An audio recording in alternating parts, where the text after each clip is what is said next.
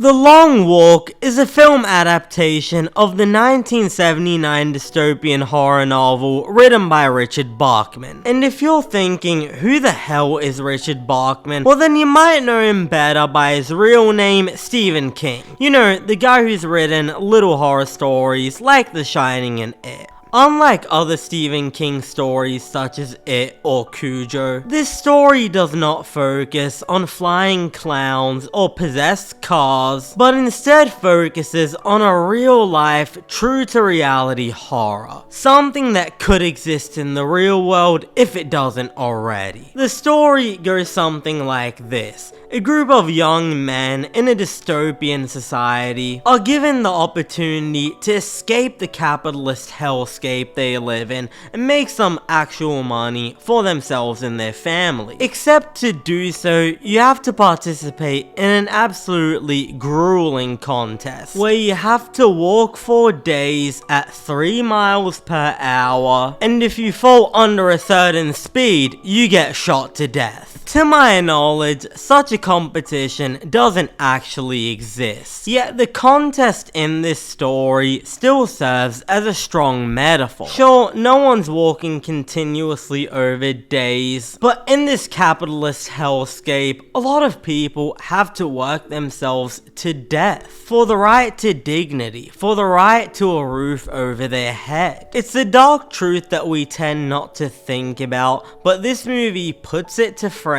and forces you to confront it. It's a confronting metaphor which only works because of director Francis Lawrence's refusal to sugarcoat the source material. If the name Francis Lawrence sounds at all familiar, it's because the dude directed the Hunger Games series. You know, the most popular series about a group of characters who have to participate in a deadly competition for the right to live. And while Hunger Games is still an effective capitalist metaphor, that metaphor can easily get lost in the sense of fun, the scale. We enjoy the Hunger Games as they're going on. We don't truly wish for them to end, because the moment they end, so does the entertainment. The same cannot be said about The Long Walk. The contest in which the characters participate is portrayed for the grueling, bloody, disturbing, and true-to-life messed up game of survival that it actually is. I don't even know if entertainment is the right word to use for a movie like this. I know it's strange to say,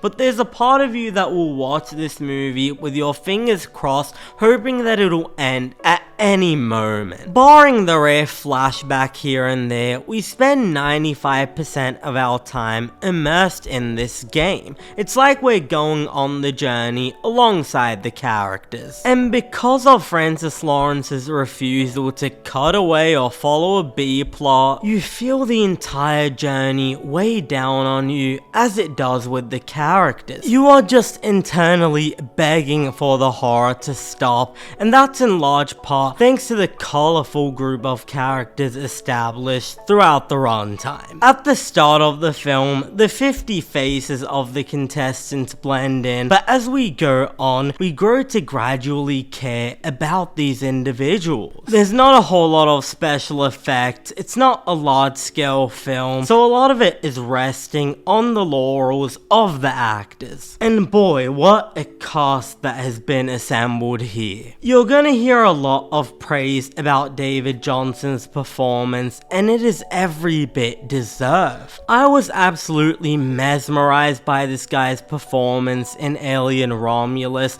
and between that and now his stunning turn here, I genuinely think he's one of the most interesting actors working today, especially on the younger side. He is just an unstoppable force of charisma, responsible for this film's lightest and heaviest moments. I am a sucker for bleak stories that still manage to find some glimmers of light in the darkness. In fact, when we get those moments of joy, it makes the darker moments hit even harder. I tend not to be wowed by stories that are essentially one monotonous note of depression from beginning to end. Cause then why would I care? If I don't know what happiness looks like for you, why would I want to be invested in seeing you get it? But as you see the boys form a friendship throughout the course of the competition, you pray to yourself that they get to hold on to it, while the inevitability of the tragedy looms over you. You know this won't end well, and it makes the whole experience even more harrowing. Cooper Hoffman plays the lead of the movie, and look, I'm still not wowed by the guy, but he does an okay enough job. Really, it is David Johnson's film. He's the one you're going to be thinking about when you leave the movie and while you're watching it too. It is pretty great seeing Mark Hamill step a little bit outside of his comfort zone in this movie. Funnily enough, this is his second Stephen King adaptation role of the year, and I haven't seen him in too much live action stuff outside of Luke Skywalker, but his performance here is just delightfully menacing.